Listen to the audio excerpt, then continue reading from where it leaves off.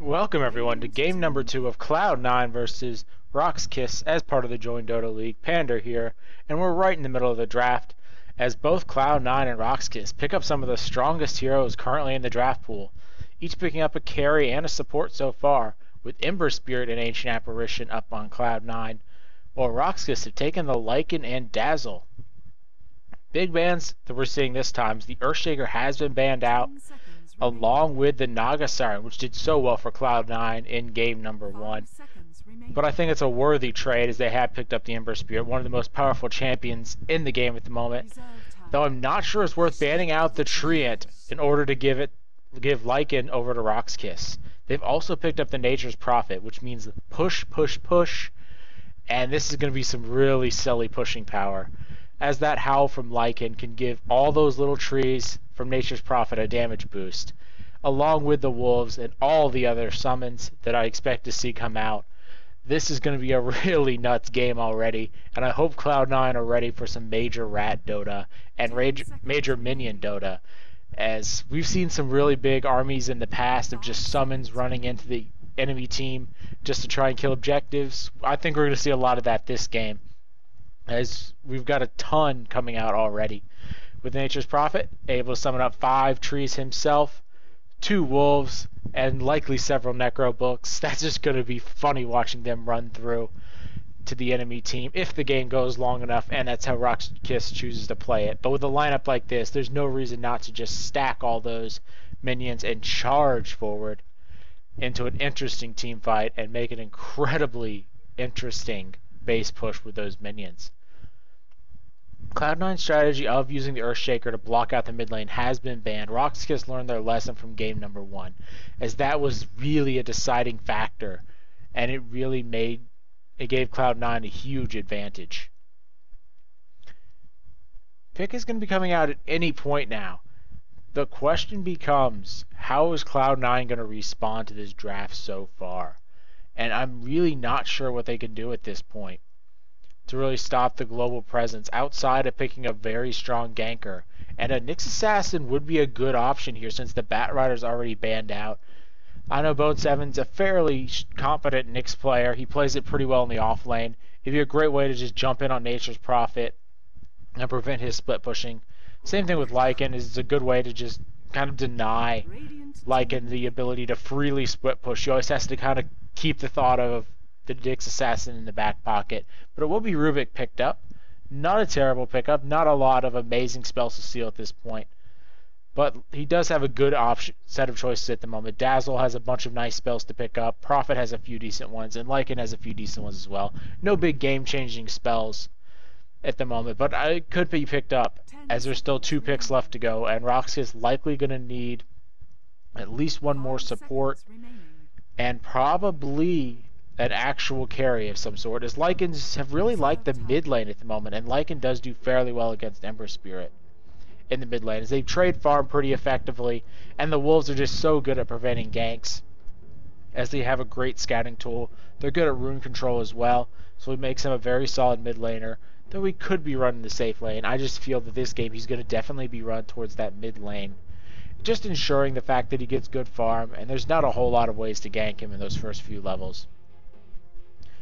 Ancient Apparition and Rubick do make a very powerful combo. You can easily throw up a Telekinesis, then land the Chilling Feet, but Rox.Kis pick up the puck, and that means we're likely to see the Lion go towards the safe lane. Though it still could be mid, as puck has been run in a lot of different places lately. We've seen him basically go in every single lane, as he's pretty much impossible to kill once he hits level 2. And it really just gives him a free lane.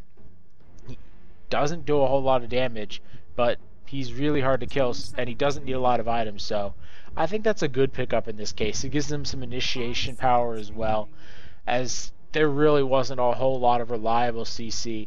The trees from Nature's Prophet, the Sprout, is decent. Dazzle's Poison Touch is okay, but none of those are that real initiation. And Cloud9 going with the Weaver combo with the Ancient Apparition, the Chilling Touch plus the Geminate attack just does so much damage if you put them together. And they can easily combo that with the Rubick Lift for an easy kill or 2. It's also a pretty decent combo up against Necro Minions, which I fully expect to come out this game, as you can kill 1 or 2 Necro Minions real quick, then just time lapse and prevent all that damage. It's a decent option to do, but it still burns the time lapse, so it's not the most optimal situation. As generally, you want a BKB carrier just to burn those Necro Minions with the BKB up. But this is still a very solid pick, and it makes an incredibly strong tri-lane, which I don't think Rox.Kis can contest at this point. Especially considering Lycan is very, very, very, very weak against the tri-lane, 3 ranged heroes. And I don't think there's going to be any way for him to get a whole lot of farm if a tri-lane is run against him. So they're going to have to dodge on the side of Rox.Kis. Excellent ban out here on the Doombringer, is that would shut down either Puck or Lycan in the fight. And he's just another great farming carry, as Cloud9 can run pretty greedy at this point. I expect to see several Midases come out, as Rox.Kis are going to go for a good bit of push, but it's not that death ball push where they win a team fight and push your base. It's a lot more slow sieging with minions and split push with the Prophet and Lycan. So Cloud9 should be able to go fairly greedy and not be punished that hard for it, assuming this game doesn't go super long and they have to just deal with a massive minion army. Even though Ember Spirit likely going to go for the Battle Fury build at this point with all those minions just to cleave everything up. Ban a great ban out on the side of Cloud9 prevents them from just throwing that minus attack damage on either the Ember Spirit or the Weaver, and that really just shuts down carries like that, as they don't build a whole lot of attack damage in the early game. They generally have a fair amount, but when you're losing 120 attack damage on every hit, your Geminate attack and your Sleight of Fist just don't hit hard at all. And Abaddon coming out, giving them another kind of tanky presence that can't be bursted down by the Ember Spirit. It's also a great way to prevent a lot of crowd control, and did not see that coming, but that's an aggressive hero coming out from Cloud9. Love the choice though, as it looks like it might be an off-lane axe, just kind of proxying, making sure that Lycan can't get a whole lot of easy farm. And it would be a good option this game, is it's just a way to prevent kills from happening. It's not going to be that effective in terms of a killer, as there's just way too many annoying heroes that can run away on the side of Rox.Kis. But as an initiator and basically just a killer of the little minions, it's a pretty good choice, as he can easily just throw out the taunt and make sure all the minions target him over a building and really just harass all the minions down. If he gets a few good juxtapose proc, or not juxtapose, counter helix procs, he could easily wipe out a full minion wave if they're targeting him. So I think it's a good option from Cloud9. It's a little risky, but it's definitely a pretty viable option and a way to kind of counter these mass minion strategies, as pretty much everyone on the side of Rox.Kis wants to pick up a Necro book at one point or another. Looks like we're heading into a pause. Hopefully it's not too long. But from what I can tell, we'll likely see the Lycan running the safe lane if they don't feel it's going to be an aggressive tri-lane, which it very well could be at this point. I can't tell if it's going to be just off the bat, but I would have to assume that Cloud9 wants to run some kind of aggression just to make sure that they can shut down this Lycan, prevent the early Roshan, prevent the early Vlads. And there's not a whole lot Rox.Kis can do other than just constantly heal the Lycan, as they do have an amazing amount of heal. The Shadow Wave will do amazingly well combined with the Treants in team fights, and he's just very hard to kill at this point, and at any point in the game. Throw out the Grave, he can easily run away his ultimate. There's not a whole lot of lockdown that really stops the Lycan. There's the Lift and the Searing Change from Ember Spirit as the only real ways to shut him down. The Taunt from Axe is pretty good, but it's not particularly long in duration. It's of 3.2 seconds, but that doesn't feel like that long in reality. The entire team of Cloud9 rotating down bottom. Question is, will they find anything? They've got the courier in tow, does not actually stay down here. They could have actually brought extra consumables and just had them on the courier. I know teams have done that in the past, where they put wards on someone like Weaver so he can place him deep with Sakuchi and not be seen, then just have him pick up an Iron Branch or something like that on the courier. But a nice observer ward is going to see a whole lot and make sure that any of these rotations by Rox.Kis are seen. Lycan is spotted out so they know where the tri-lane is going to be. And so far might actually be dual lanes. Looks like Rox.Kis might be leaning towards the dual lanes as Abaddon's already up top. Tree going to scout out the rune. Very early observer ward checking the rune. But it will be spotted out as Rox.Kis has an observer ward of their own in the trees. Treant doesn't want to be killed for the free golden experience, so it's just going to run away and give Cloud9 free reign over this rune, if it does in fact spawn bottom. And it spawns top, and Axe with a double damage rune. I would be a bit worried, though I don't think anything is going to come of it, as Axe not going to be able to do a whole lot of damage to Puck, especially with the counter Helix at level 1. It's a really good level 1 ability, but it doesn't do a whole lot to ranged champions. And Rox.Kis are going to be in a bit of trouble in this bottom lane. I really feel for Lycan, as he's going to be in incredible trouble. As Rubick hiding in the way, he decides to run out just a little slow, as he does get a telekinesis off, but that's a whole lot of damage coming his way. Weaver with a Sakuchi going to run up, and that should be an easy first blood. No chance. But up top, Axe is under a lot of trouble and might go down as well. Does take the orb. There's Puck doing some good damage, and he's low and is finished off 1 for 1. Not really an advantage other than Cloud9 picking up a kill. Who did that kill go to? It went to Rubick. It didn't go to Weaver, so not a full win, but still getting a first blood on Cloud9. Definitely a small victory. And Puck picking up a kill on the Axe top. Not what you want to see. This Axe is going to be very far behind. And there's just nothing he can do to this lane. Surprised they didn't run the tri-lane with Axe, as that would have been an excellent way to just rip apart Lycan. Nature's Prophet almost teleported into this engagement, but nice telekinesis by Rubick. But it looks like Ancient Apparition might go down. He does clear his way through the trees, saving him a few needed seconds. And he should be able to get away at this point. Weaver is in the area, just going to soak some harassment, as he is pretty much impossible to kill at this point. And ouch, does Lycan take a lot of damage from that Chilling Touch and Geminate attack. Towards the mid lane, Abaddon has actually rotated in, as Nature's Prophet did actually teleport down bottom, but nothing really came of it, as he just doesn't have that sprout. He needs crowd control early game. And it wouldn't surprise me if they just sent Abaddon into the mid lane for a little bit and let Nature's Prophet go into the jungles. Nature's Prophet doesn't do well in this matchup unless he gets ahead, and he's already pretty far behind. Searing Chains max means tons of damage and easy kills. Abaddon will be in the area, though, in case he's actually needed, as you can remove the Searing Chains with the shield from Abaddon. Same thing, and the heal is also incredibly potent. Ancient Apparition going to rotate in. Doesn't have the stun, but an Ice Vortex, along with the Chilling Touch, is going to be incredibly powerful if he actually decides to get it off. So it will be a 2v2 in the bottom lane. Rubick not in great shape, as he does take a few auto attacks. But with the first blood gold, he has the early boots and should be just fine. Dazzle trying to get some harassment out on the Weaver, and so far Weaver off to a good start. Not a great start, but pretty good. The Axe up top actually doing fairly well, up to 10 last hits. Not good that he lost a kill, but still he's in pretty good shape.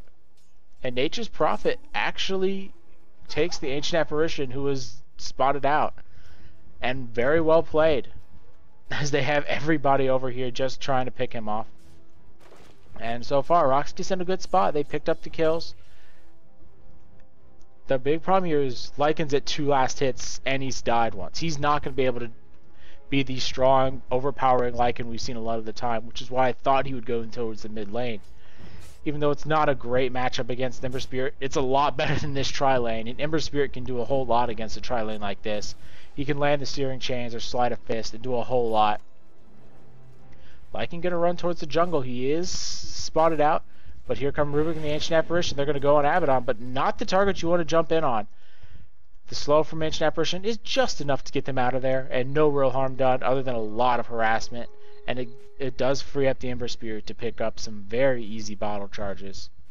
And the double damage rune, which he does pop. It's going to do a lot of damage, but Abaddon can easily get out of there. He does not get the deny on himself. Sing Sing taking a lot of damage and might go down. He's one hit and does fall. Nature's Prophet able to seal the deal. And beautifully played. I'd take that trade. Level 3 Abaddon for level 5 Ember Spirit? Yes, please. As that's a huge boon to Nature's Prophet.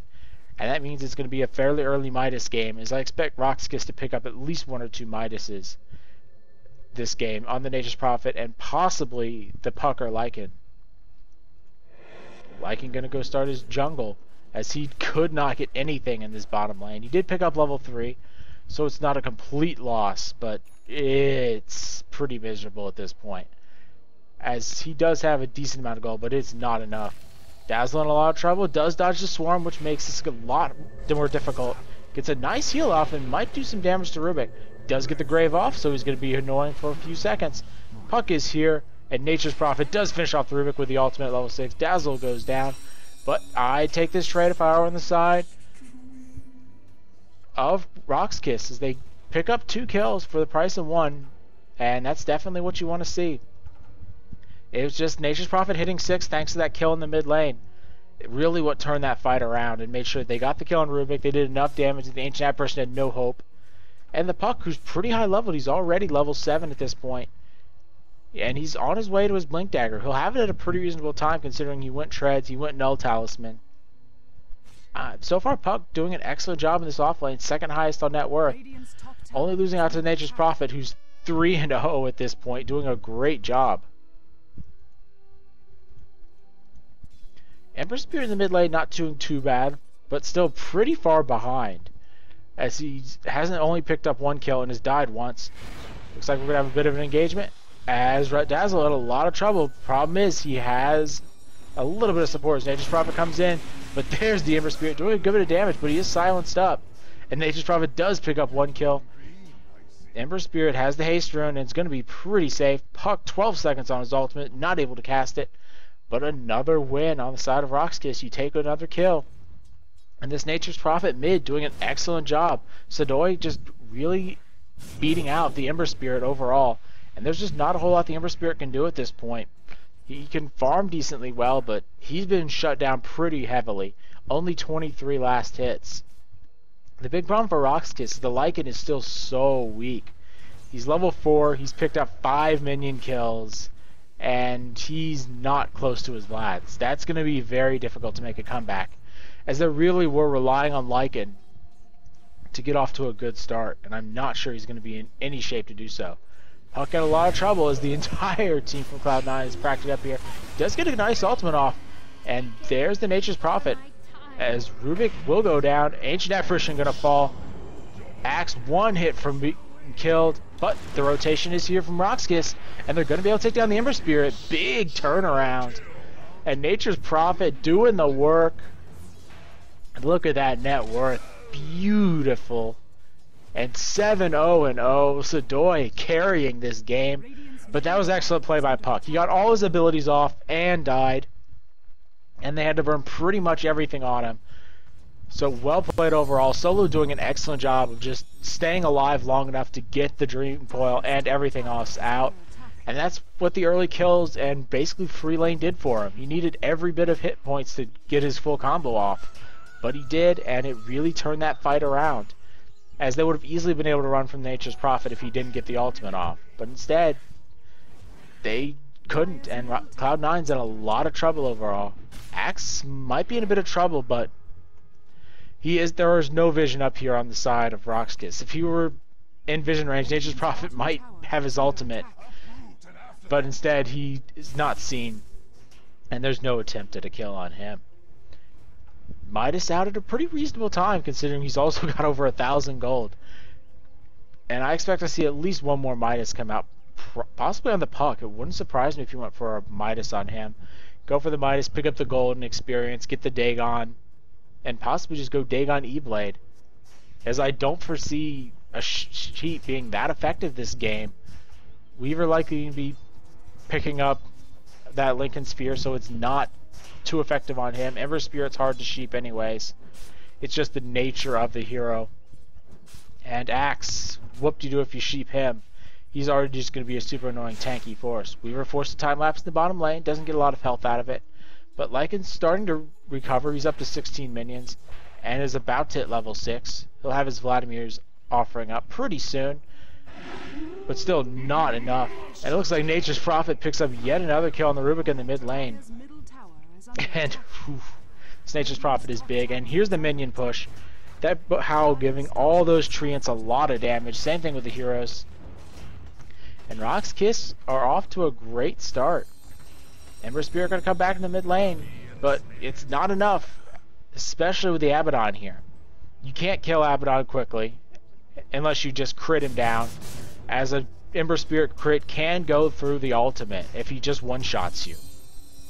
It's one of those silly things about the Abaddon ultimate, is if you completely overkill him in one shot before his borrow time goes off, it will not actually go off. So it is possible if he gets a Desolator late game, if he can just crit Abaddon when he's at half health and kill him without the ultimate going off.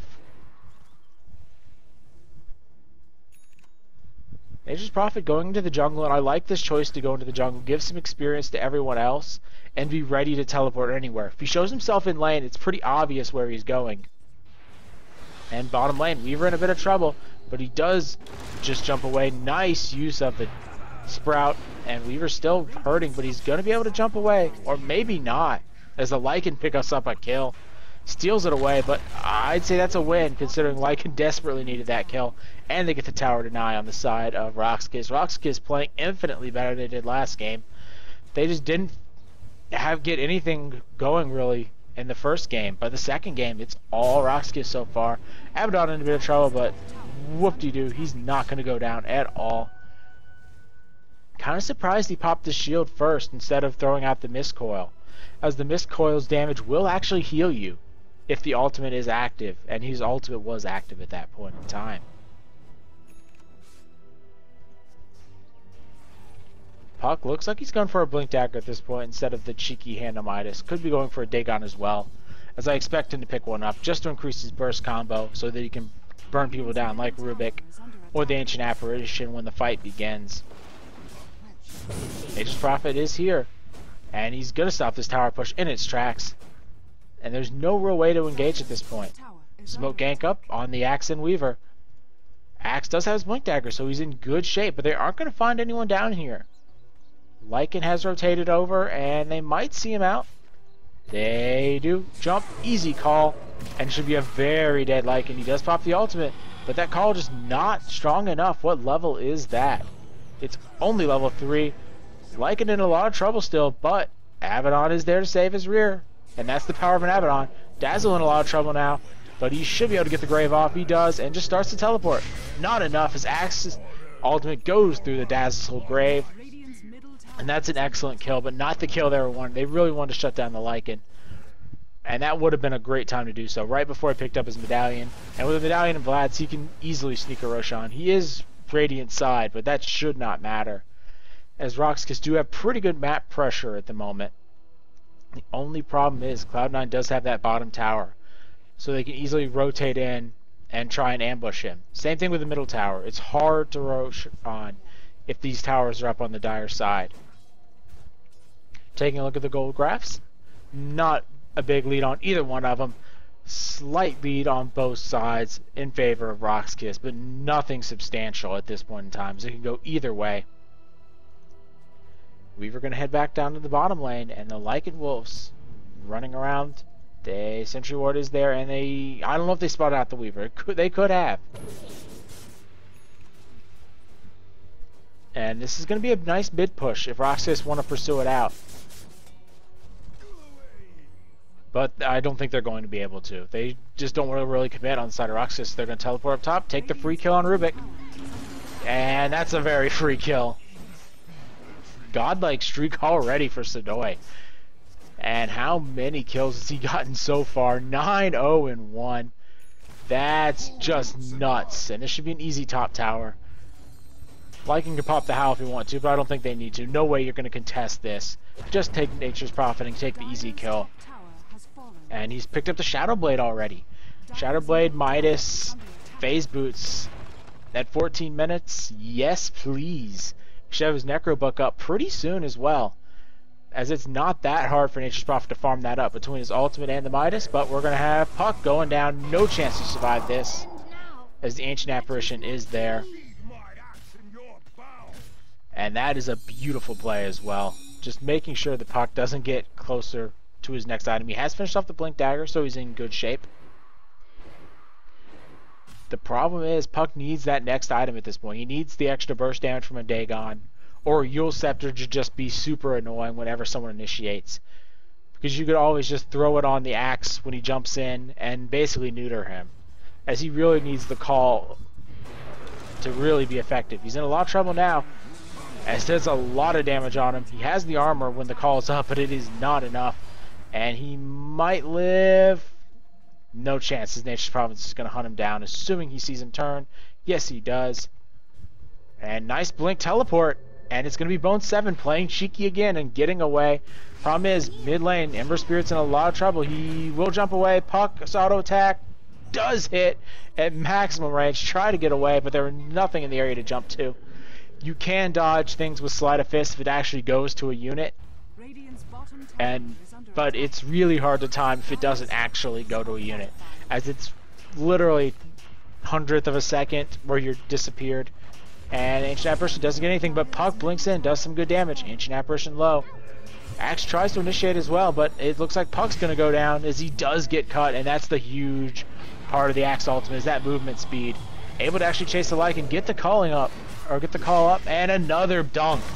Abaddon in a lot of troubles. He might go down here. He's going to have to pop the shield on himself soon, and he does, but Weaver is there, and Weaver going to pick up a kill.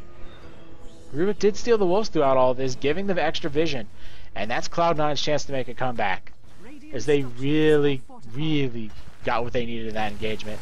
Culling Blade just so strong, and look at that movement speed, 40% movement speed, and you just can't run away. Rubick in a lot of trouble as he does get taken down by the Lycan wolves, and that's a small win for Rox.Kis as they pick up that one counter kill, but they lost way too much. That middle tower means that Lycan won't be able to Roshan.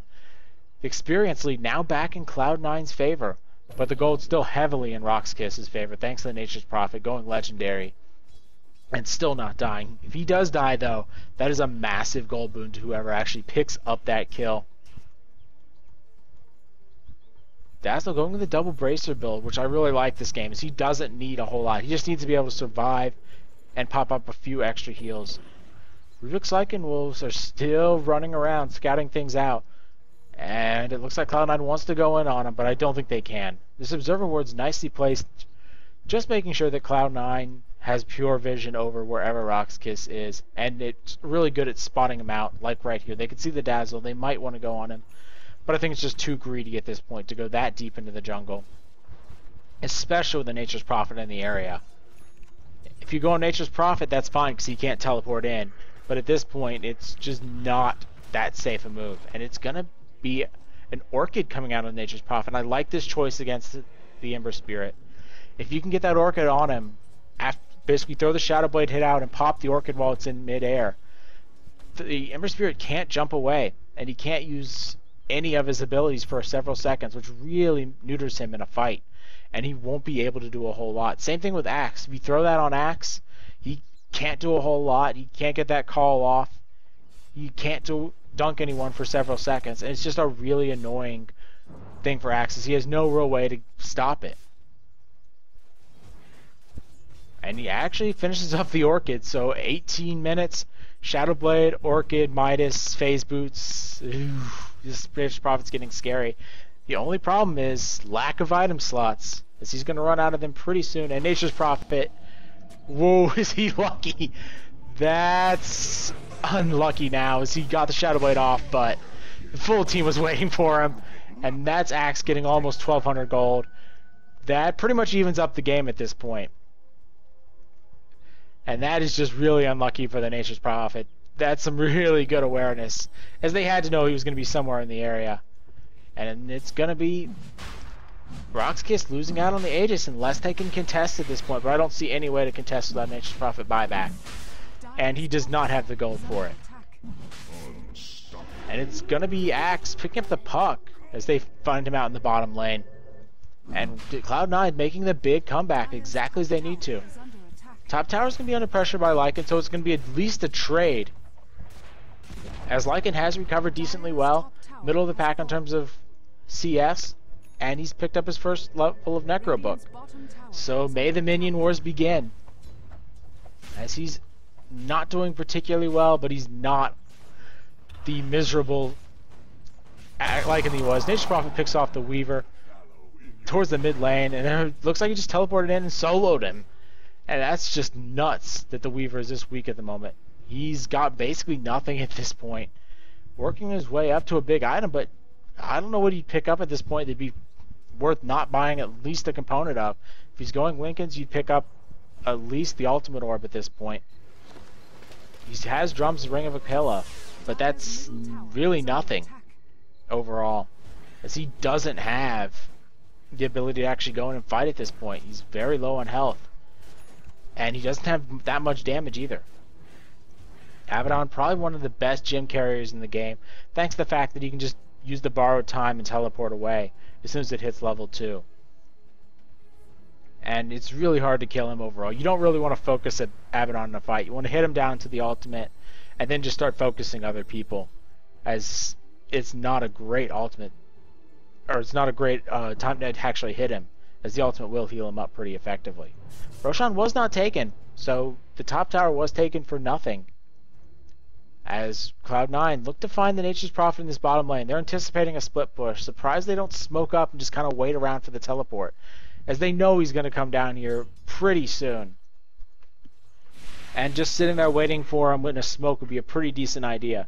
Though I think Nature's Prophet has at least learned his lesson a little bit, that he can't just jump in anywhere on the map, as Cloud9 done an excellent job of just waiting for him all over the place. Full 5-man push down bottom, as Axe is going for that really silly build. He's picked up Maelstrom, going for Mjolnir, and basically if you get a good Berserker's Call and some good RNG, you can one-shot entire teams with that combo. It's a really silly combo, but it is incredibly effective when the RNG gods are on your side, as the lightning procs hit basically everyone, and you have so many minions attacking you that it just becomes kind of silly. Rubick with a much needed Blink Dagger gives the initiation for Cloud9, along with the Axe. And this will allow them to pick off someone who isn't in the Axe's focus range. As the Axe wants to jump in and get the high priority targets, Rubick can go in and lift a lower priority target like the Dazzle and keep him from throwing out that Grave right away. And it's an excellent way to deal with Lycan or Puck as well, as they can't counter initiate as well, with the threat of Rubick just jumping in there, getting a spell steal, or getting a nice lift off. Excellent spoke by Cloud9, really wanting to bait things out. And it's going to be Dazzle first up here, as he just tries to pull the minion wave. Howl was stolen, and it's going to be a very dead Dazzle, as he does get chopped up. And wow, Puck took a lot of damage, but he is able to jump away. Axe in a lot of trouble, but he will go down. Abaddon does have the ultimate popped. But so far, big win on the side of Rox.Kis, as they've only lost the one tower, but they've killed 2 cores at this point. Ember Spirit does jump away, but Sing Sing's out of mana. And thanks to all those Necro minions, Rubick likely to go down as well. And it's going to be Ember Spirit teleporting away, but he just easily teleports. There's no stuns. And despite losing a tower, I gotta give that to Rox.Kis. They lost 2. But it was the Puck and the Dazzle, and they're not super important in terms of items or experience at this point. You want to pick up another 2 levels on Dazzle to get the maxed out of the Poison Touch, but it's not super important. Same with Puck. He's level 13. He doesn't get that much more powerful at this point. And it looks like he is going for that Yule Scepter so that he can just throw up the Axe or the Weaver whenever they engage. And that's just such an annoying ability. And that really prevents the Axe combo, which is one of the reasons why Axe is not picked a whole lot at this point. He has some amazing combos, and he's great early game. He does well versus Dazzle, which is a high priority pick. But he's just so vulnerable to things like a Yule Scepter. And a lot of mid laners and off laners like to pick up the Yule Scepter. They just don't get an opportunity to, as they feel they need the Hex. But Yule Scepter is far better than a Hex in a situation like this. Axe running around with the invisibility rune.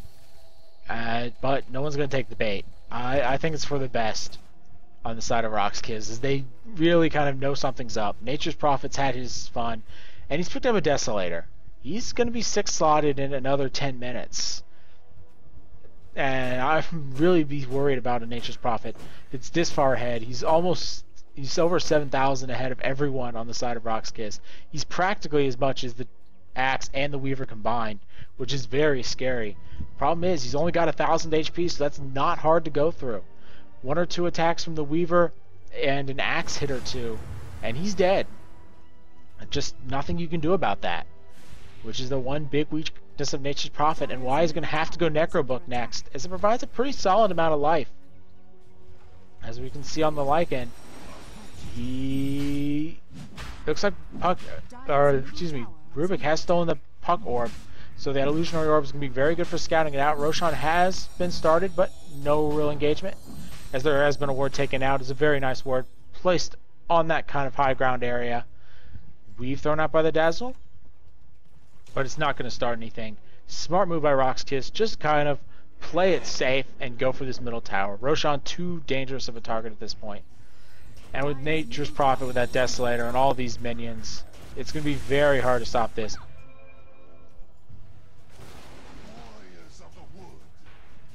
Question is, who's going to actually get an engagement here? Axe is ready. Nice fire in it placed by the Ember Spirit.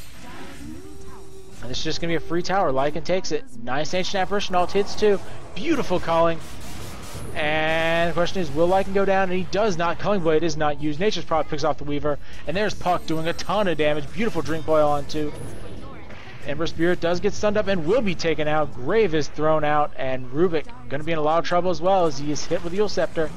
Axe has fought back and does a ton of damage. Axe going to be able to pick off at least 3 at this point.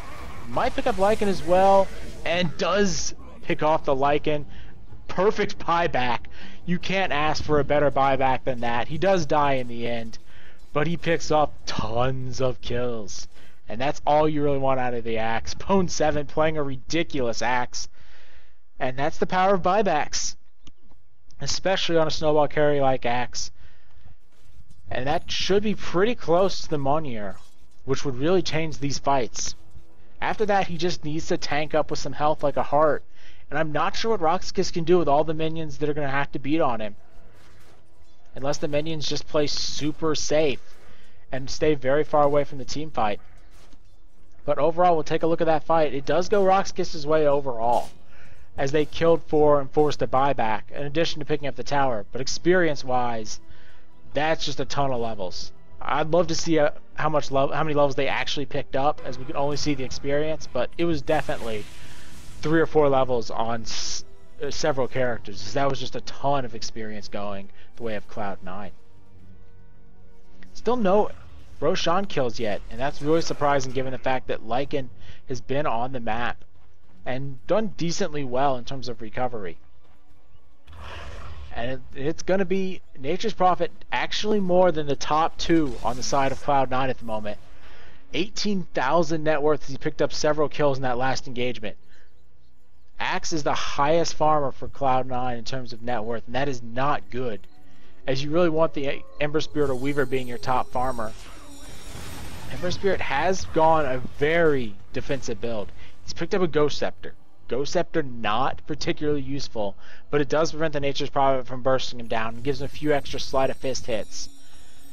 And that is going to be a BKB first on Weaver after picking up several meh items. And that's not very good, as this is looking very grim for in terms on the side of Cloud9. They have the team that can turtle and recover. The problem is, I don't think Rox.Kis are going to give him the opportunity. That howl on all these minions is going to be maxed out pretty soon. And 20 damage on all of these little minions, that's pretty nuts. Especially considering Abaddon's likely going to be going for a Necrobook in a moment, as that's one of the most powerful items on him. And 2 more towers taken down on the side of Rox.Kis, pretty uncontested. There was 1 tower picked up on the side of Cloud9 in the top lane, but whoop-de-doo on that. A tier 1 tower for a tier 1 and tier 2, and especially the last outer towers. If Rox.Kis had better information and wards, they would have seen that this would have been a free Roshan. But instead, they're just going to harass the Ember Spirit down, who's not in good shape. Good steal, though, by Rubick, taking up the shield from Abaddon. And that really means they can actually fight significantly better in these engagements. They're not going to be crowd controlled. And they're going to be able to actually stay alive a little bit longer. Roshan going to go down. And it will be the Ember Spirit trying for a steal. But Lycan picks up the Aegis. It's a good ultimate by the Ancient Apparition, but it just doesn't... There's just no follow-up. Nice taunt there by Axe. And it's going to be Lycan going down as he does get... and there's another one. Axe doing real work. Axe might go down, but I'm not sure the Orchid's enough damage. And it's going to be Lycan going down again. He doesn't have his wolf form. And that's a huge one by Cloud9. Rubick in the area. Nature's Prophet is going to teleport out. And they lose 2 and the Aegis off the back of the Roshan kill.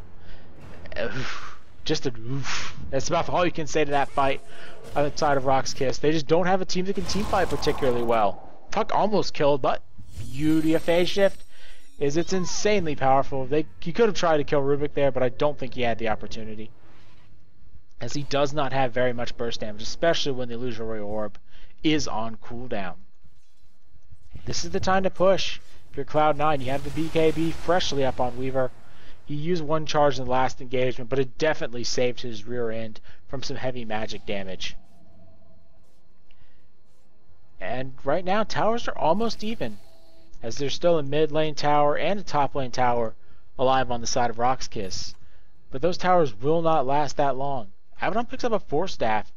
Same thing with Dazzle, which is going to be pretty effective at getting away from things like the Ember Spirit and the Ancient Apparition ultimate, but I'm not sure that's the best choice at a point like this, as Rox.Kis really need those Necro Minions in order to just throw out some amazing push and try and end this game fairly soon, as I don't feel that they're going to be able to stay alive that much longer if the fights go like they just did, as there's too many just big ultimates on the side of Cloud9. They have the Axe ultimate and the Ancient Apparition ultimate, which works so well in tandem.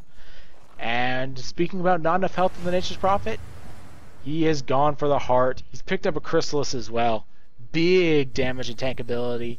And he is their carry. Satoy with an amazingly strong Nature's Prophet at this point. I can't wait to see him in the next team fight, as he is going to do an insane amount of damage. Just nutso amount of damage at this point. Puck working his way towards the sheep stick, so I'll have that up in a few moments. Ember Spirit has going for a Battle Fury. Kind of surprised he's going for a Battle Fury this late, but at this point he pretty much has to go for it, as there's not any other good options. Weaver likely going to go for a Desolator, so that won't be a choice. The Maelstrom, not particularly effective on Ember Spirit. It has its uses, but it's not that great. So he's pretty much out of options, and this is how you shut down an Ember Spirit. He's gotten decent farm, but nowhere close to what he actually needs. And BKB now finished on the Lycan, which should give him some much needed crowd control reduction, as he was CC'd very well in that last engagement. Between the Axe taunt and the Searing Chains from the Ember Spirit, it was a very easy time keeping him locked down. Axe running out in front, as you see him completing the Monier, which basically means insane RNG. Question is, who will he find? And he will see the Abaddon out, so this could be a free gem if they want to wait and see, but they don't actually spot him out. They're instead going to see the Nature's Prophet, and it's going to be Ancient Apparition just teleporting away. Question is, will the Nature's Prophet go down? It looks like he doesn't have much of a chance. Nice use of the Dream Coil. The Nature's Prophet will fall. The question is, will they be able to find a return kill? They do kill the Axe. But Puck in a lot of trouble as everyone comes in, and Abaddon in a lot of trouble. Just needs to start teleporting away, but does not have that TP scroll, and they're going to lose 3 and the gem. Big win on the side of Cloud9, and they're keeping themselves alive thanks to these ganks, as Rox.Kis just doesn't seem to want to group up. They want to find these pickoffs, but their team just cannot do so, and they can't really 5v5 fight particularly well due to their lineup not having very much crowd control. It's just a downfall of their lineup needing to push, and that's the Ember Spirit's Battle Fury. So this game just got incredibly interesting, is the Battle Fury really does change how Ember Spirit plays, and it really hurts Rox.Kis, as they can't group up as 5 particularly effectively. Another huge pickup is Ancient Apparition finishes up the Abaddon Scepter, and he's not that far away from level 16 at this point. He's level 13. The second level of the Ice Blast is incredibly important, as it adds a lot of extra damage, and the hit points for kill are pretty effective as well. We do have a pause, so we can just go quickly through the items at this point. Weaver's likely going to go for a Desolator next, but he's still a pretty decent ways off of it. Rubick, double gems up, and the Ghost Scepter, which is definitely good against the Nature's Prophet, as Nature's Prophet has a bunch of items, but he's just not that effective in these team fights. The Ghost Scepters are proving way too strong for him, and there's really not a good way to deal with it. As pretty much every single time he jumps on anyone, Ghost Scepter teleport, Ghost Scepter teleport. And he really can't kill anyone. There's not a whole lot of magic damage coming outside of Rox.Kis. Rox.Kis just not particularly magic heavy. They have a decent amount in the Puck and Dazzle Abaddon, but that's not enough to really bring anyone down once they pop the Ghost Scepter. It's not like they have a Dagon, which as soon as you pop the Ghost Scepter, you go boom and make sure they don't stay alive particularly long. And at this point, we're just waiting for this pause to end. Axe likely going to go for the Abaddon Scepter next. That's a huge increase on the kill threshold. 625 on that kill threshold is pretty ridiculous. And the bigger thing about that, speed duration is 10 seconds. So you can chase all day long. And I'm not sure Lycan can actually outrun them at that point if he gets a good ultimate off and actually gets a kill. As while you might get max movement speed, it's not that, the 40% increase is not that much less. I'm really worried about Lycan here. So he's only level 14 at 34 minutes, and you really need to be significantly more ahead than this on the Lycan. He is the second highest in terms of net worth, but it doesn't feel like he's that impactful in terms of team fights. He really needs to pick up his next item. A Basher would be a great option here, just to prevent that extra bit of damage coming out, and a good stun will stop people like Ember Spirit or the Weaver in their tracks. And this is looking like Cloud9's game, despite Rox.Kis in a pretty substantial gold lead, but experience lead heavily in favor of Cloud9. So it is anyone's game at this point. Roshan can respawn fairly soon. Weaver running in deep. Not sure he should be there alone, especially without a TP scroll. And this is just not a Weaver that's very farmed. He's so far behind everyone else, and he really needs to pick up that next item if he wants to be a big contributor to these team fights, outside of just being a great body to soak damage, which worked in the last fight. His Axe carried him pretty well, and Bone 7 is playing a pretty insane Axe overall. And he's attacking crazy quick, so he has the ability to push out these lanes. If he jumps in and gets a good Berserker's call off, he can win a fight pretty much single-handedly at this point. Smoke is up on the courier, and it's going to be a smoke of at least 3. Okay, they did get 4 in there. Nature's Prophet going to be able to teleport in. Who are they going to get? And if they, not sure it's going to be a particularly effective smoke. They're wanting the Nature's Prophet to be used as bait, and it's going to work. But you pick up a Rubick. Not sure Rubick is the best pickup, and they burn the Puck ultimate for it. He does phase shift, but whoop-de-doo. That's kind of how I feel about a kill on a Rubick 36 minutes into a game. It's not that important. I'd trade my Rubick for a smoke. He's level 15, so he's pretty high level. But the smoke for a support at this point, not that useful. Especially considering it bought a lot of space for the Ember Spirit to push out the top lane. Mid lane's pushing as well, so that the Cloud9 really is in no threat of having their base pushed in. And without an objective on the map, that kill means virtually nothing. So a smoke for a Rubick, traded all the time on Cloud9. And he bought a lot of time as well, so space created. And I think that's the whole point of Rubick at this point, is to create space and hopefully steal a good ultimate. Because stealing something like a Dream Coil would be nuts powerful. Same thing with pretty much the entire Abaddon kit, as it gives him a lot of extra survivability. Ember Spirit, well, I wonder what he's saving for next. Could be the Desolator if Weaver doesn't pick it up, as Weaver has almost 4,000 gold. Almost up to it if he wants to pick it up himself. Desolator would be a good choice.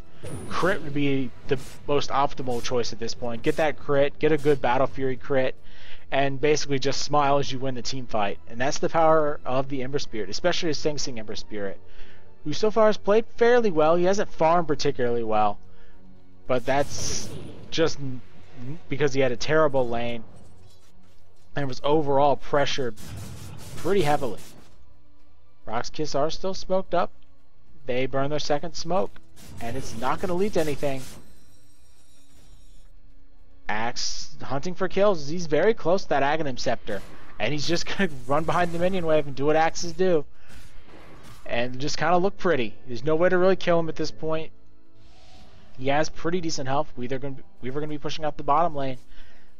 He's got a ton of gold, but hasn't spent it, and that's the big weakness of saving up for items.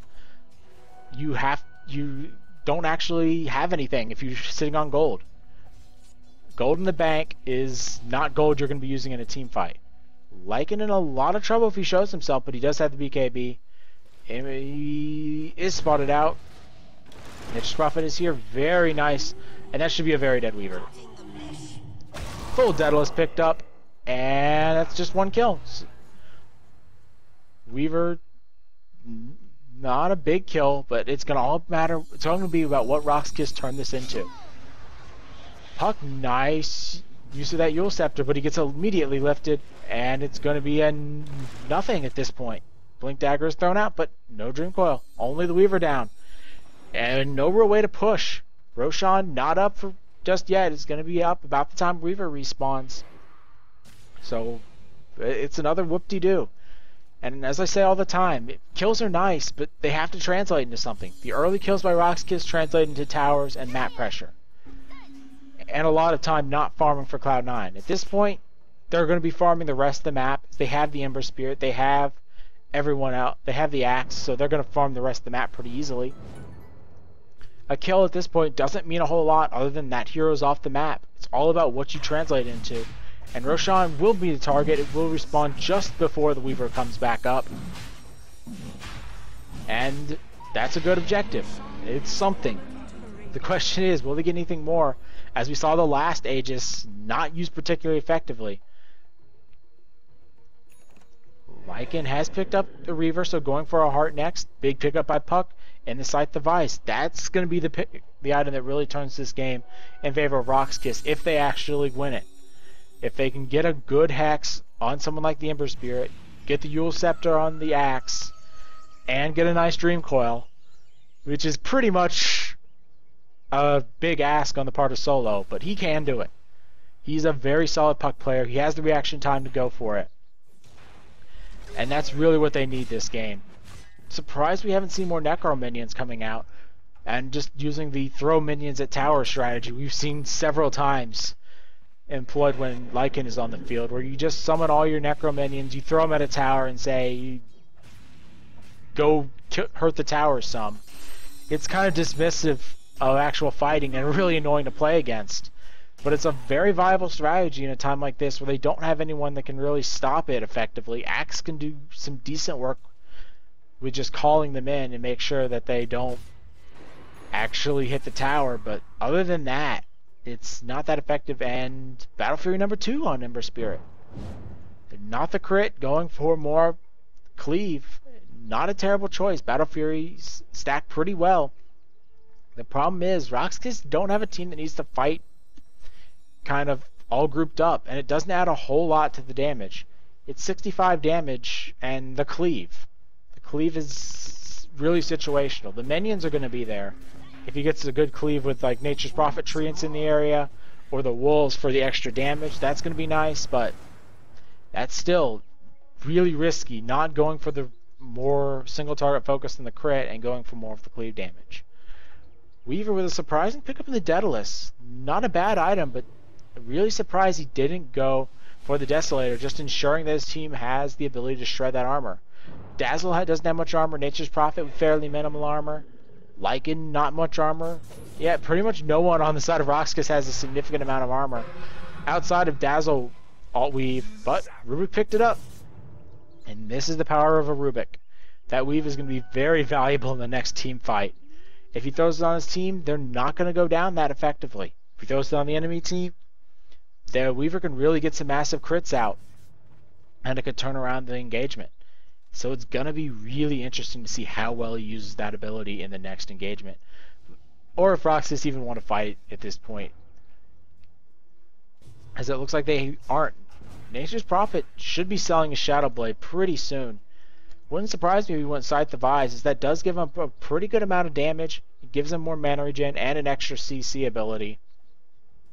Or if he's looking a little crazy, he could just go for more damage. Something like an MKB would not be a terrible choice at this point. Making sure that whoever picks up any evasion, as I expect there to be at least 1 or 2 Heaven's Halberds coming out in the near future. Same thing with possibly a Butterfly on Weaver, just to give him that extra bit of survivability. Another option would be just add more and more damage, as I don't think he needs to tank up. Salt Cross would be a decent option. It'd give his team a lot of survivability. It gives you damage in the form of attack speed and more minus armor. Be a great tool to push down towers, so that he could basically run around and backdoor some towers. Puck with the gem did not get spotted out. The gem is on the Rubick, not a bad carrier for the gem. Surprised it's not on Axe, just given the fact Axe loves to jump in there and see people. Abaddon is spotted out. The question is, will they go on him? And they will not. Puck blinks forward, does get the Hex out on the Ancient Apparition, so no AA ult in the next fight. That's really big. That ultimate's a ton of extra damage, no chilling touch. And Nature's Prophet just going to run through the mid lane. Takes a fair bit of damage, but he has the heart, and he has an Abaddon. So this should be at least the tier 3 tower. I don't think Cloud9 can fight that tier 3 tower. Nice jump in by Puck. Forces out 2 moderately long cooldowns in the Blade Mail and the Mjolnir. And that's a win. The next wave is going to be Axe without the Blade, without the Mjolnir proc. So he's not super strong. He does have the Blade Mail back up. Ancient Apparition does jump back. There's the calling just on Nature's Prophet. The Berserker's Call not enough though, as it doesn't do a whole lot of damage. Lycan is thrown up, but no real harm done to him. He's still got the Aegis for at least another few seconds. And it's going to be Rox.Kis having to retreat. The Lycan's just not in shape to fight. He doesn't have his ultimate for too much longer, as it does now run out. But he does have the heart, so he's going to be back at full health in just a moment. Damage done to the tier 3 tower, but they didn't take it. Excellent hold by Cloud9. That means they're still in this game. Aegis is going to be reclaimed in 30 seconds, so it's not going to be burned. I don't see Rox.Kis making a big push at this point in time. But Gold Graph still heavily in favor of Rox.Kis. Experience dead even, and his characters start to hit level 25. That experience means less and less, especially once everyone has their ultimates at max rank. Dazzle going to be coming in, but it's going to be Lycan caught out and actually loses the Aegis with 1 second left. If they had waited 1 second, they could have done it. Nature's Prophet doesn't get a single kill. Lycan doesn't have his ultimate, so he's pretty useless in this fight. Nice ultimate there by Puck, does ensure some good damage. Nice Scythe of Eyes, gets 1 kill on the Ancient Apparition. Rubick in Lycan form, able to just blink away, and 1 for 1 with a buyback on the Nature's Prophet. So the question becomes, what are you going to get out of it? And with minions pushing here, it's at least a tier 3 tower, and a lot of ultimates were burned, so they're not going to be up for this engagement. Weaver still has a few seconds left on time lapse before we can really engage. And that's just a tier 3 tower. Not sure it's worth the buyback on the Nature's Prophet just for that. And it's going to still be waiting. Weave is thrown out. Axe with a nice Berserker's Call, and it's going to do a ton of damage. Lycan forced back. And it's going to be Axe going down, but a nice juxtapose, or not juxtapose, calling Blade, and there we go. Lycan goes down. Nature's Prophet does get out of there, and I'm going to remember the name of the counter helix at some point. Don't know why I keep calling it the other thing, but oh well. Puck in a lot of trouble if that Ancient Apparition Ice Blast hits, but no. And the buyback not worth it on the Nature's Prophet as they lose the Lycan, they lose the gem on the Abaddon. And it's still Cloud9 getting a lot of experience off of that, and the gold decently in favor of Rox.Kis after the end of that engagement, just thanks to the fact they picked up a tower. And that's the power of Axe late game. He does so much damage every time he gets that Berserker's Call off. Berserker's Call, the counter helix, and all the damage returned from auto-attacking him. It wouldn't surprise me if Nature's Prophet trades in a Shadow Blade for a BKB at this point, just so he doesn't get all that damage returned to him. Has 1 or 2 crits on himself, and he's basically dead. And it looks like he has purchased something, and it will be Ultimate Orb, likely Sight Device at this point. Let's see, are you going to pick up anything? Yeah, he sells the Shadow Blade, and nothing yet. Rubick has stolen the Treants, which are pretty good for scouting. Not a terrible ability at this point. The extra vision they provide is a blessing at this point in the game, because 1 pick off, and you're pretty much out of it at this point, unless you have buyback. Though buyback is up on the Ember Spirit and the Weaver, 2 of the most important carries to actually have it. It's not up on the Prophet for a good while, but I don't foresee him getting picked off or actually taking a fight. And there's a Scythe Device. 2 now are up on the side of Rox.Kis. Lycan has buyback as well, but he does not have Boots of Travel just yet, and it looks like he is working towards that Basher, as he already has the Necro Minions. That is a ton of last hits on the Nature's Prophet, as he has over 400 at this point. Right behind him are the Ember Spirit, Lycan, and Weaver, all doing pretty well in the mid-200s. Roshan going to be up very soon, and this is likely going to be a game-deciding fight. Whoever picks up the next Roshan is going to be in a great position to actually take the game. Cloud9, despite having a huge gold deficit and a slight experience lead, are not out of this game. The gold just doesn't seem that important at this point, as it's all about who takes a good engagement, and Weaver has picked up the evasion. Surprised he still has his Quelling Blade. Or Quelling Blade. It's just not that great an item at this point. It doesn't provide a whole lot for Weaver, other than a little bit faster minion killing. Weaver was spotted out by that ward, same with Rubick. And the Basher is online for the Lycan. This is going to be a real tense moment, as Roshan has respawned. Not sure who actually seen it so far, but it looks like both teams know it's up. Cloud9 are already in the pit, and this is a really risky proposition. They don't have the Ancient Apparition. They do have a good ultimate from him, but it's not a level 16 ultimate. Ember Spirit jumps around, and Roshan sitting at about 60% HP, and that forces Cloud9 away. Despite the Ancient Apparition needing those big ultimates, he's going to have to come to these fights, as the extra crowd control, the magic damage increase is pretty massive, and it's going to be Roshan taken incredibly quick on the side of Rox.Kis. I don't think Cloud9 was ready for it to go down that quickly.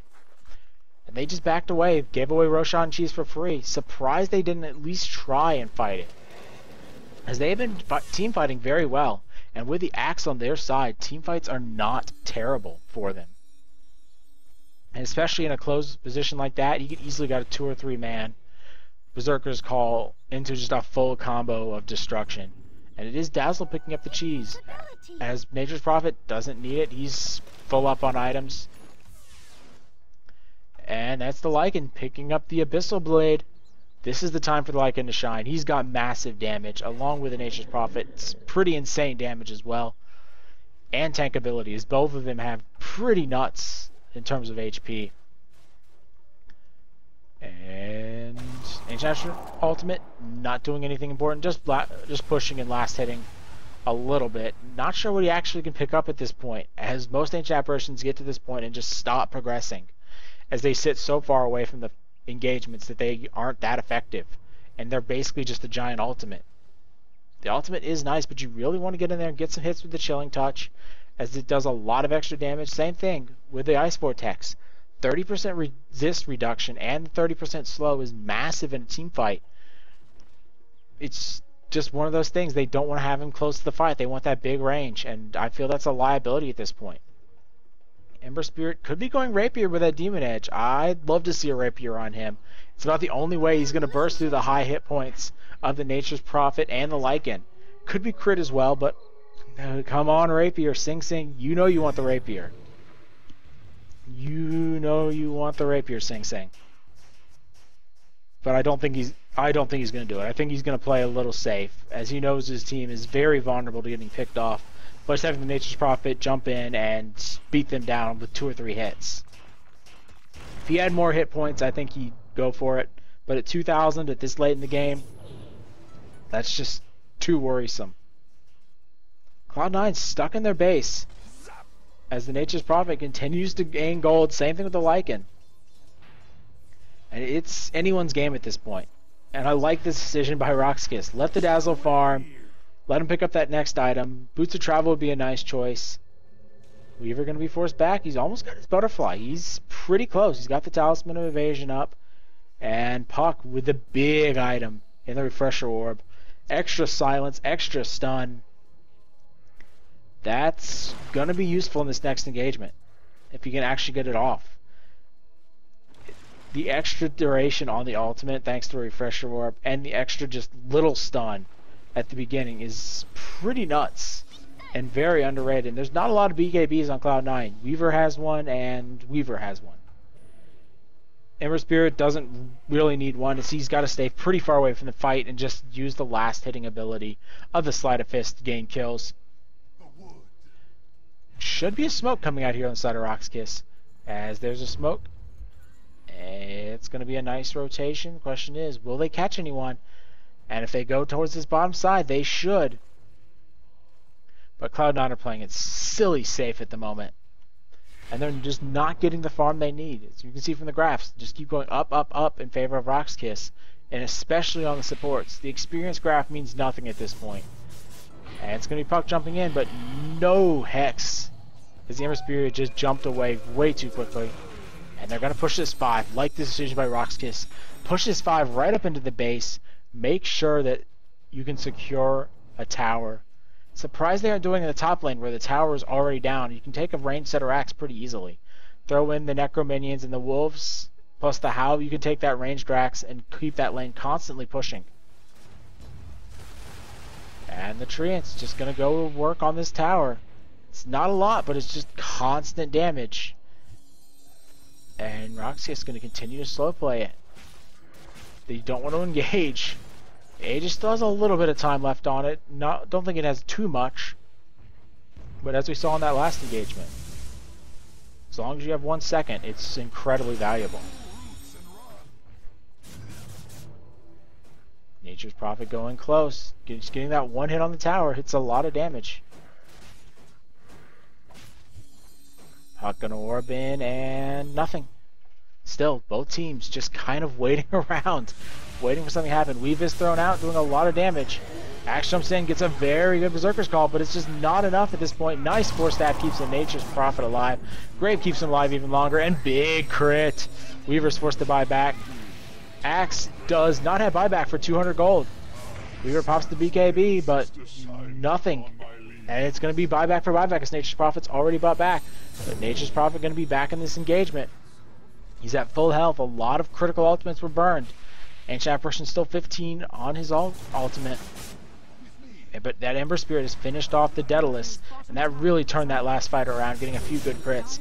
But without the axe, still down for another 50 seconds. They can't have him jump in and just focus the Nature's Prophet like he did in that last engagement. Puck doing the right thing, just running at him, stalling while the tower goes down. And that's the job of Puck. Puck is the annoying person. Lycan gonna go in, does pick off the Weaver. Weaver doesn't have buyback anymore. That could be game, as he doesn't have any way to get back in this fight for 100 seconds. Lycan gonna go down, but he does have buyback, and there's the Grave popped. There's just no way to kill him at this point. Ember Spirit has had to buy back, but he just doesn't deal enough damage unless he gets a crit.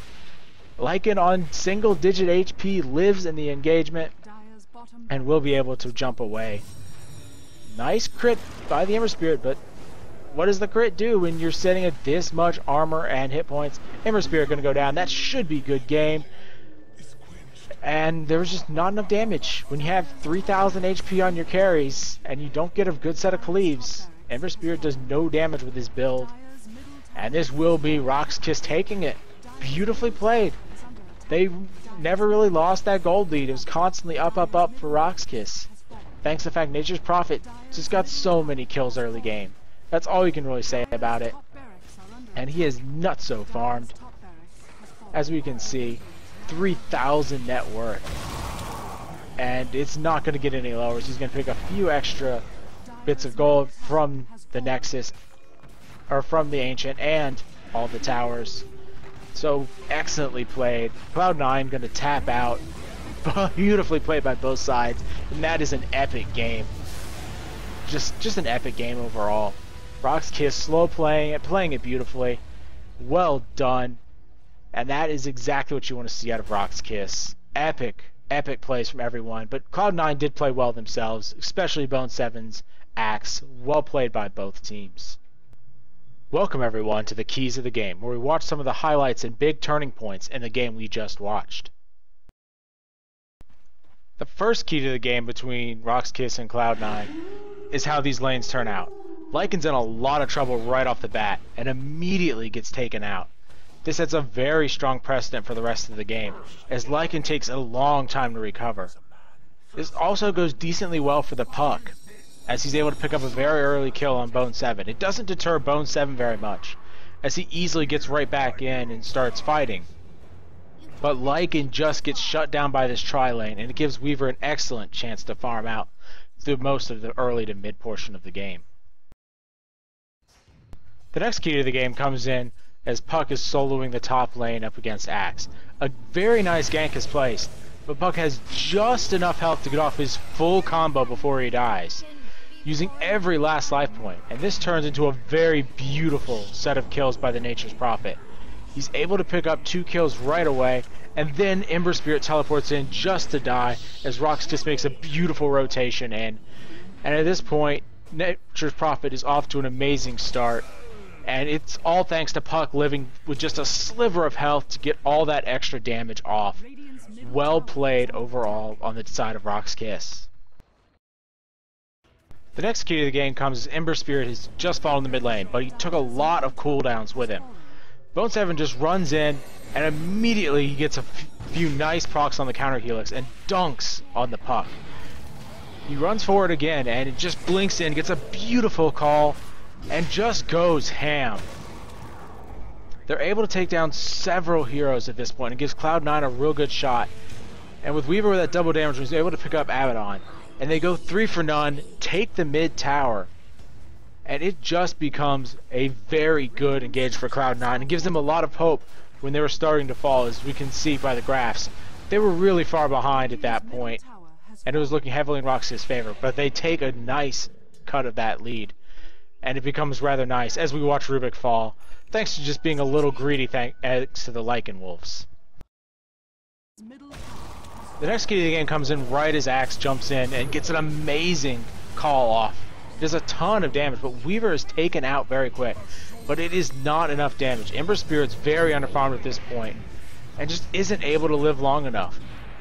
2 buybacks are used, and this becomes absolutely critical as the game comes forward. Axe, the beautiful calling, gets the first dunk, and starts to turn this fight around. Nature's Prophet goes down as well, giving a huge spree over to Bone7 on the Axe, and he gets the final dunk, making all those buybacks worth it, and just a beautiful overall engagement. Cloud9 not getting a whole lot out of it, but it really becomes critical as those buybacks cost a lot of gold and were absolutely worth it. The final key to the game comes in as Rox.Kis siege Cloud9 base. They've done a decent amount of damage to the tower and haven't taken a whole lot of damage, but the fight is about to break out, and there's a whole lot going on in this engagement. The big thing here is that the Weaver gets taken out without using time lapse, without using any of his cooldowns, is forced to buy back immediately. Nature's Prophet is able to survive thanks to a well-placed grave and kill off the Axe, who does not have buyback. He's just very short in terms of actually picking up the buyback. No one ever groups up particularly well on the side of Rox.Kis, so Ember Spirit doesn't get used to that double Battle Fury. There's also not a whole lot in terms of minions. The crit is nice, but the crit just doesn't do a whole lot against a fairly tanky Rox.Kis team. Lycan has an Aegis as well, so he could easily run into the fight and soak a bunch of damage. Nature's Prophet comes in after a buyback. Same thing with a Weaver, as he was forced to buy back in that last engagement. Lycan pops the ultimate and just goes deep. Same thing with Puck, as he burns his refresher orb and just becomes a real nuisance. He isn't trying to stay alive or get kills. He's just trying to be annoying at this point and buy space for Lycan. And Lycan's almost a space creator at this point, as Nature's Prophet just goes to town on this melee Rax, doing a ton of damage to it. Aegis actually gets reclaimed in the middle of the engagement, but it's not that important, as Lycan is able to stay alive for a good bit of time and lives in single-digit HP, which proves to be absolutely critical as this goes forward. Ember Spirit has to buy back, and Weaver fell as well, so he has no buyback for another 4.5 minutes. And there's just not a whole lot that Cloud9 can do, as Rox.Kis just run up and absolutely dominate them. Ember Spirit has no chance. He stayed alive as long as he could, but without anything going in terms of the Weaver, and Axe just not able to get there in time as he realized it was game over. Rox.Kis take the game in a very deciding fashion off the back of an amazingly farmed Nature's Prophet. And as we can see, net worth off the charts, 33,000, and there's just nothing that Cloud9 can do at this point. They let him get too farmed early, and despite Axe's best efforts, he just doesn't have the opportunity to do a whole lot in these engagements. Thank you for watching this Gamecast by Pander. If you wish to see more, please check out my YouTube and Twitch links below. Thank you again for watching.